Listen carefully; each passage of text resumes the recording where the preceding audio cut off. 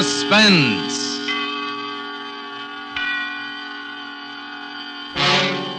Tonight, Autolite and its 96,000 dealers present Mr. Gregory Peck in Nightmare, a suspense play produced and edited by William Spear.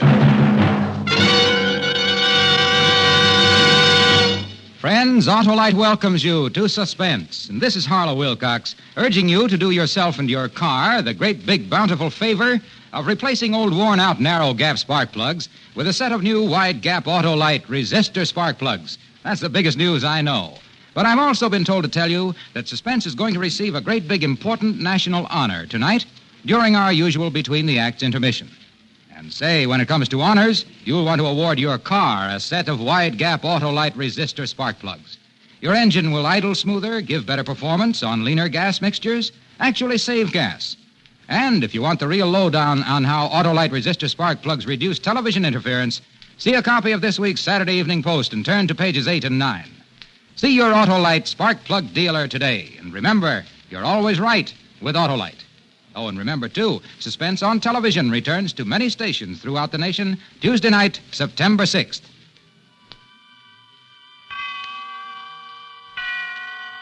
And now, with Nightmare, and with the performance of Gregory Peck, Autolite hopes once again to keep you in suspense.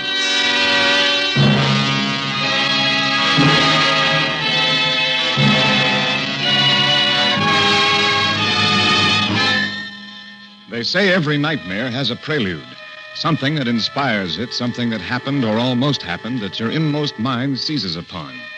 It lives there in the back of your head, and it multiplies itself and fattens on tiny fears until it's grown into a monstrous, bloated horror. And then when it's full-sized with dread, it springs out at us from evil blackness at night when you're defenseless in sleep. The prelude to my nightmare occurred at 6 o'clock that evening, the 3rd of July.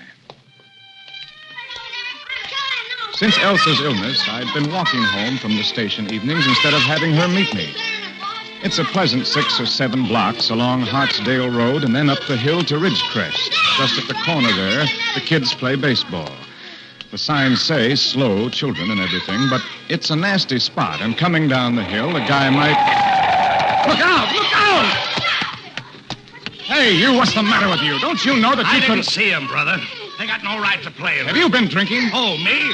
No, because if you had, I'd pull you out of that car so fast and take you over to the police. All right, brother. Calm down. Nobody's hurt. Nobody's hurt. Just a little scared.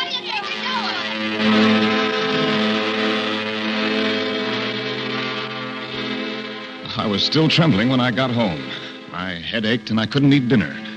It wasn't something I could tell Elsa about. She wasn't ready yet to hear things like that, so I just sat there at the table, looking across at Stevie, half hearing his prattle about the new fishing rod and how many fish he'd catch on our outing tomorrow, and some little story he'd learned in school about Thomas Jefferson and the first 4th of July. And then, pretty early, I took a pill and went to bed.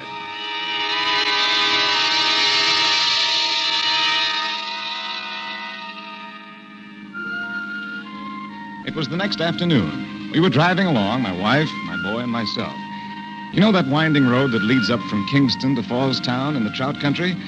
A lot of hairpin turns and a few bad shoulders, but beautiful, beautiful scenery. And that's what we all needed after her nervous breakdown. A little slow around the turns, Ben. Why do you drive so fast? You're never driving too fast as long as you feel the car's under control. Bet it wasn't under control a minute ago. What a curve. Ben, the gas tank's almost empty. Why didn't you listen to me and fill up at the last station? There's always a reserve after the empty mark. Bet we run out of gas. Well, it seems to me, youngster, that when I tell you that... What's wrong? Why are we stopping? Oh, that's what I'd like to know. You know, Dad. You know. Yeah, I know. Out of gas. Oh, Ben. Will you ever learn? Well, everybody runs out of gas once in a while. Okay, well, it's a nice day for me to take a hike. But, Ben, is it all right to be parked like this? On the curb, so close to the road? Well, why not? Where's the traffic? Only adventurers like us know about this road. Well, goodbye, folks. Oh, goodbye, Mr. Know-It-All. I'll go with you, Dad. Oh, no, you'll stay here. Rule of the woods. Always leave one man behind to protect the women. Oh, can I take out my rod? Can I practice how to cast? Sure. And you, lady, you wipe off that smile. With my feet, this is a first-class tragedy.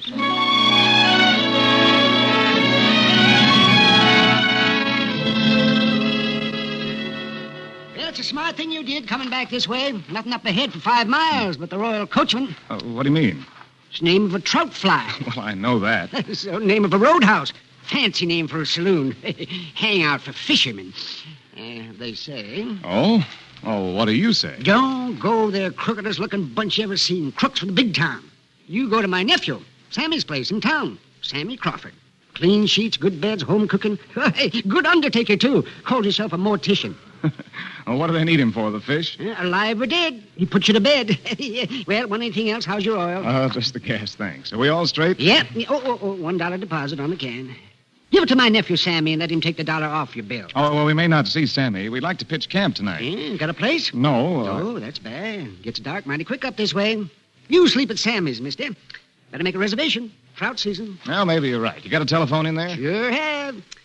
15 cents. Oh, this is going to be expensive fishing. Oh, what's nephew Sammy's number? It's right here on the wall, over the phone. Oh, say, look at that fella coming down the pike there. 80 miles. Bound for the roadhouse. Can't wait. Say, there are 24 numbers over this phone. Pick the biggest one, the one in red. Oh, look at him go, would you? Come on, you crazy fool, you. You're going to save 5 minutes if you have to kill 5 people to do it. Will you try to straighten out some of them bends up ahead? You crazy fool.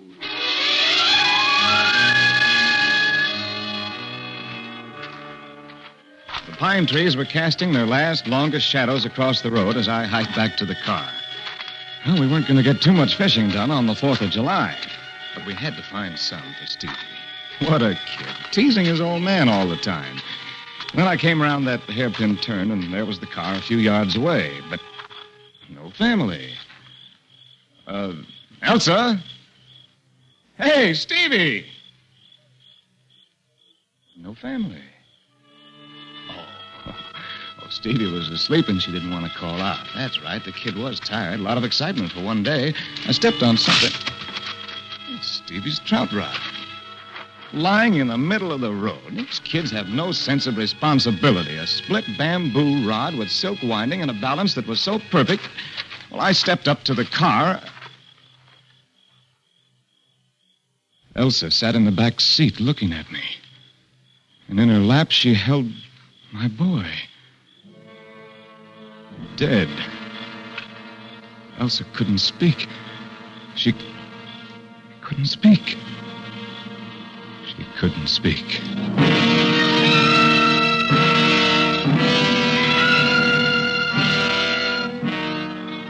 I forced some brandy between her teeth and made her swallow it. Her hands were like ice. I wanted to rub them, but I couldn't pry them loose from the boy. No!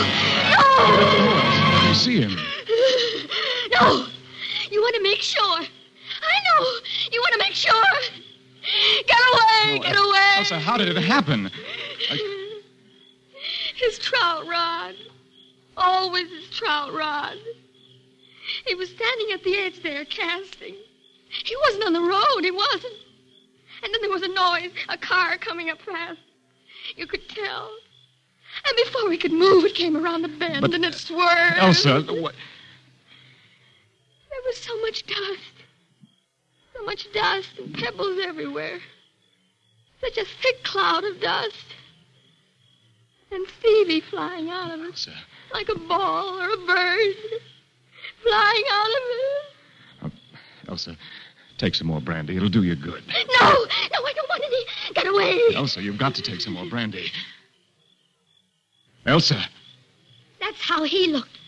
Standing in the road with the bottle in his hand. Who was standing in the road? The man who killed us. He came back? He got out of his car and he came over to where I lay in the road with Stevie.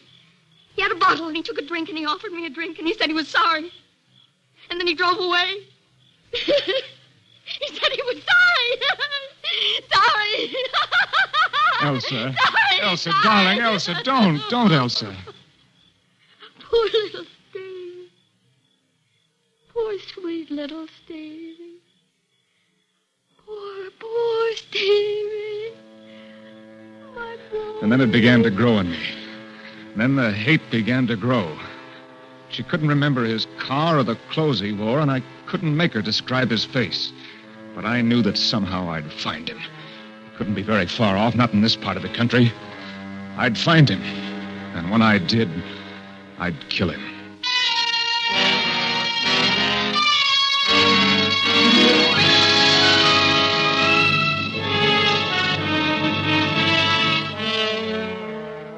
Autolite is bringing you Mr. Gregory Peck in Nightmare.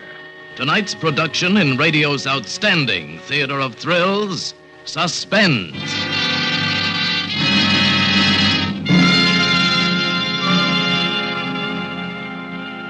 Friends, this does my Autolite heart good. It's my privilege to introduce Mr. Fred Dearborn, President of the National Safety Council, who will present to Mr. Royce G. Martin, President of Autolite, the National Safety Council's annual award for, but you can't guess, an Autolite suspense program.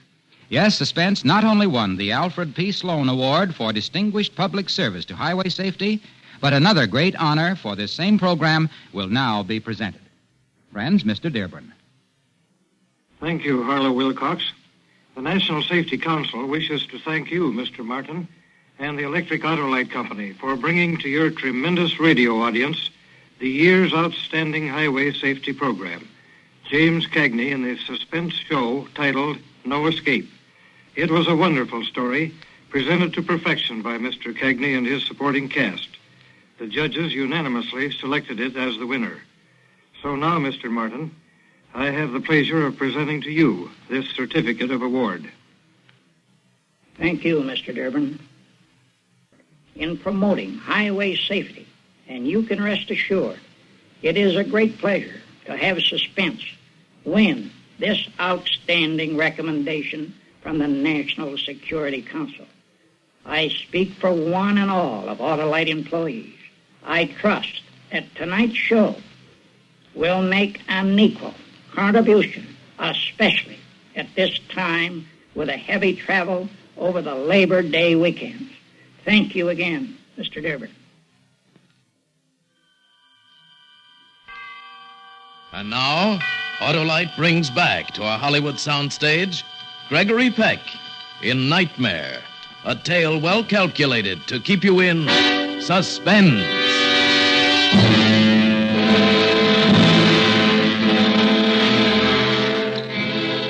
I plunged the car back into darkness toward the roadhouse. The killer, the dirty, dirty killer. There was so much dust. Dust and pebbles and Stevie flying out of it. Like a bird. Yes. Like a bird. Yes, Elsa. He got out of his car and he offered me a drink. He stood there and he said, "You better take a drink." Well, there's the Royal Coachman, that roadhouse. And he said he was sorry. We'll stop here and use the phone. There's a Sam Crawford in Fallstown. He runs some tourist house and a funeral chapel. I'll call him from here. Yes. Oh, all the lights. Why are all the lights on? It's a roadhouse, Elsa. So many people going in. Why are they laughing? Well, they don't know how we feel, Elsa. They don't know about us. Is it all right to leave you here for a moment? I want to call. There he is. Would you like me to... Elsa. That's him. He killed us. Who? That's him. Who? The one who hit Stevie? Where? There he is. Where? That one? The man standing in the doorway? How do you know? Can you see his face? Came over and he stood close and he said, "You better take a drink." He was big and fat, and his body filled the frame of the door. He ran a pudgy hand across his face. Yeah, he was drunk, all right. And he was trying to shake himself out of it. Well, he'd never drink again. He'd never drive again, not after I got through with him. Elsa, sit back. Now, don't let anyone see you. He killed us. Yes, I know. Now, wait here, Elsa. Wait here. Don't get out of the car. I watched him go inside. He walked across the lobby and disappeared in the bar. I went in after him. He was sitting there, his elbows on the bar and his head between his hands. I sat where I could watch him and still not be too close. Yeah, with soda. Before the bartender hardly let go, he had it down. And then his watery, bloodshot eyes looked about the room. His eyes caught mine. Bartender. He called to the bartender and then whispered something in his ear, looking at me, then pointing. The bartender walked over. What'll it be, Mac? Nothing. Really, I don't care for anything. Oh, it's on this gentleman. Have a drink, fella. It's on me. No, thanks. Can't drink alone, never could. Come on now, have a drink. What'll it be? Can't soda, man. You gotta have a drink with him. Come on. Better take a drink with him, fella. Well, soda. Just plain soda, but I'll pay for it myself. Just plain soda. Please, here's the money. What do you think you're doing? He don't want your money. Ain't that right? Your money's no good here. He kept breathing in my face and talking and ordering more drinks. And I kept thinking of Elsa in the car. The way her eyes changed when she saw him. The thing in her eyes when she looked at him. That fat man breathing down my neck and guzzling like nothing happened. I'll have it again the same way. Come on, fella. Drink up. Come on. You can't drink that stuff without something in it. Drink it. Hey, give him something in that soda. I don't want anything. He don't want it. He don't want it. No, I'll have it again the same way. Coming up. He kept looking at me, breathing at me. He had the face of such an ordinary man, only very beefy. Such an ordinary man. How could he do what he did and then run away? I wondered who he was, what kind of work he did. Did he have a family? Did he have a son of his own? Was he having all those drinks to try to forget? Well, I couldn't let him forget. How long was he going to sit there? A couple of more drinks, and he finally got up. He threw a bill on the bar and started to go. Hey, your change. Never mind the change. He waved a pudgy hand. Big shot, big tipper. Very generous, nice guy. Even offered Elsa a drink after he killed our boy. I followed him into the lobby. He went to the desk. 257. Good night, sir. All right. He started for the elevator. I hurried to the stairway. I ran up to the second floor. I waited off the stairway landing and watched the elevator door open. Wait a minute, not so fast. Please. I said wait a minute. Don't shut that door, not so fast. There's someone else ringing. I want to ask you a question. I have to go. People ringing. Can I ask you a question? Please step away from the door. You're blocking. Answer my question. Get away from the door, then I'll tell you. Sure. Now answer me. When are you going to...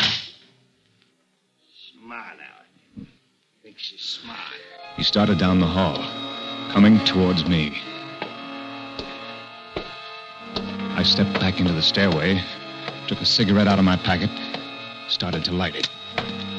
He walked past, then he stopped. Oh.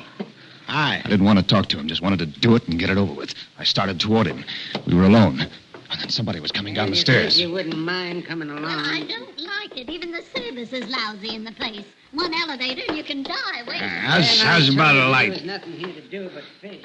Well, before I could answer him, his fat, pudgy hand closed over mine and drew the lighted match to the cigarette in his mouth. He puffed loosely. His hand was damp and warm. I drew back. Thanks. Yeah. See you around. I counted the doors as he passed on down the hall. 1, 2, 3. The 5th door down. That was his room. I walked slowly down. I stood in front of his door. So now it would happen.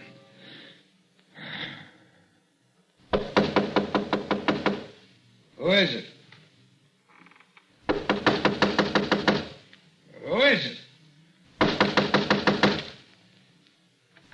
Who is it? Oh. What do you want? I want to ask you something. May I... Oh, sure. Come in. He waddled over to the bed and sat down. Hey, you sit down. His watery, bloodshot eyes blinking at me. I didn't know how to begin or what to do. The blind rage was gone. Something happened to me.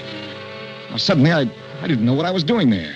What do you want? I walked over to the window, fumbling for some foolish excuse. It was no use. I couldn't kill anybody. I couldn't do it. I asked you, what do you want? I looked out of the window. The light from the neon sign on the roof made everything look so lonely and dead. What's the matter with you? And there was my car in the driveway, and Elsa sitting there.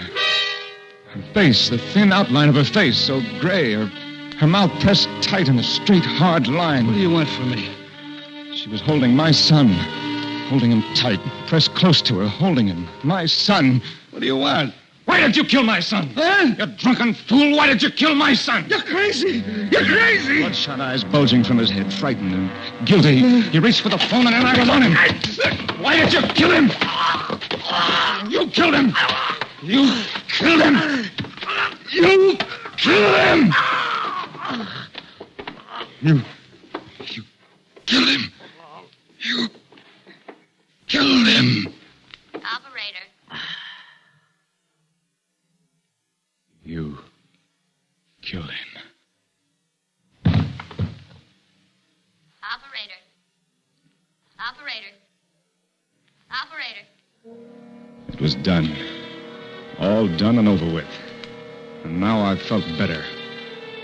Now it would be easier. There'd be a little less pain when they buried my son.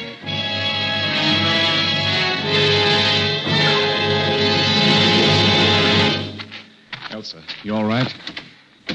He's dead. I made sure of that. Now let's get out of here. The twisted blacktop road unwound steadily under the headlights. But something had changed. It was no longer a road. It was a cloudy, misty jungle where everyone was old and haggard. And there were no children. And then we brought our boy into Fallstown.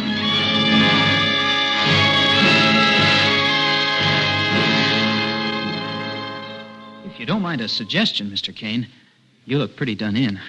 And when we carried the boy out of the car, I had a look at your wife. Yes, I know. Good thing you didn't stop at the Royal Coachman. Where? The Royal Coachman, that's a roadhouse. Halfway between here and my uncle's gas station. You didn't see it? No. Well, it's all lit up with neon, like a regular Christmas tree. Troopers just phoned. There's a job for me. Somebody choked somebody to death. Lots of excitement. Oh, well, who did it? No, they'll find him. She looks bad, your wife. We ought to get her right to bed. Yes. Elsa? Now I have no son. Well, this is Sam Crawford, Elsa. He's going to take care of Stevie. And we're going to sleep in his house tonight. I think we need some sleep, don't you? That's him. What do you mean? That's him. He did it. He did what? He killed my son. Elsa. I'm Sammy Crawford, ma'am. I run the local... He killed us. He killed us. Elsa! Elsa, look at me. Are you all right, Elsa? I don't think she knows what she's saying. He came over. He stood there with a bottle. He said he was sorry. Elsa. Elsa, this is Sammy Crawford. He wasn't there. He was here, miles away. He killed us. I'll get Doc Sadler. What's the matter with you, Elsa? I know he didn't do it. He couldn't have. I was talking to him on the telephone when it happened from the gas station. Elsa, we know who did do it. We know. And he's dead. He said he was sorry. He said he was sorry. Elsa. Look across the street. Elsa, do you hear me? Look across the street. Yes. Do you see that man walking toward the street light? Can you see him? Answer me. Yes. Well, just look at him, Elsa. That's all. There. Now he's under the light. Well? That's him. No. That's him. No. That's him. He did it. Elsa, He did it. Elsa, that's a minister. He did it. You know it wasn't That's a minister. him. You saw, and That's it wasn't him. Sam Crawford. He was talking to me on the That's him. telephone. That's him. No. That's him. No, Elsa. That's no. him. No. That's No. him. No. No. No. No. Ben. No. Ben. No. Ben, darling. Ben. Huh? What? Oh. Hi, Dad. Hi. Hello, Stevie. Hi. Darling, what on earth? You were dreaming something, moaning and great racking. It was a nightmare. Oh, Elsa, it was. It was. The dream you lost your job? Yes. Yes, that was it. How did you know? Because I know everything. Come on now. Up, out of bed. We've got a big day.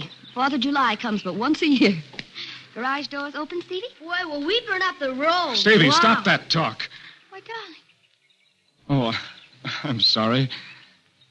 You know, instead of going up by Fallstown and up there, we'll cut across just before Kingston and find our fishing over around Litchfield, huh? I feel like Connecticut today. Okay, Dad. I gotta go get my... What did you dream about, darling? It was so awful. Me? Well, since you have to know, I had a horrible, jealous dream. I dreamt you didn't love me. Oh, dearest. Oh, that was the wildest dream imaginable. Now, wasn't that a waste of time?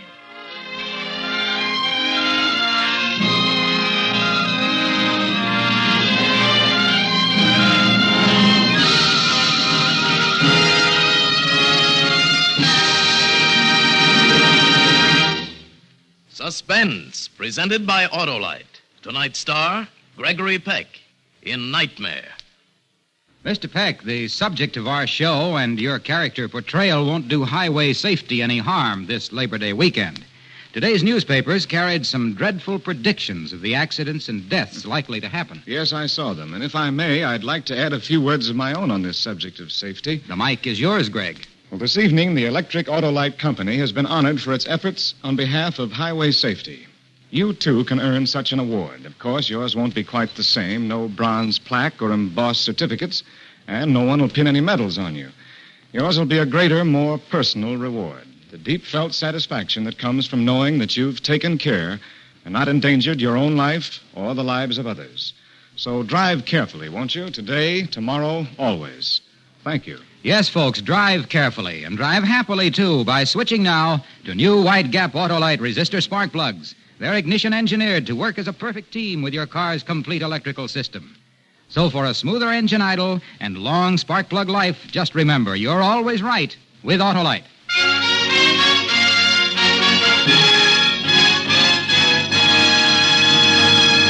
Next Thursday for Suspense, Ray Milland will be our star. The play is called Chicken Feed, and it's the story of a man whose life was worth, literally, a nickel.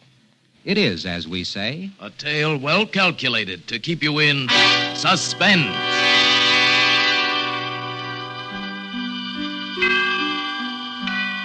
Tonight's Suspense play was produced and edited by William Spear and directed by Norman MacDonald. Appearing with Mr. Peck were Lorene Tuttle and Alan Reed. Music for Suspense is composed by Lucien Morawek and conducted by Lud Bluskin. Nightmare was a radio play by Herb Meadows from a story by Samuel Bloss. Gregory Peck is currently being seen in MGM's The Great Sinner. Don't forget, next Thursday, same time, Autolite will present Suspense, starring Ray Milland.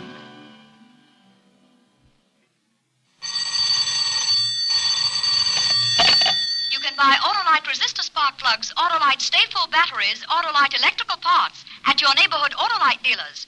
Drive right. Switch to Autolite. Good night. This is CBS, the Columbia Broadcasting System.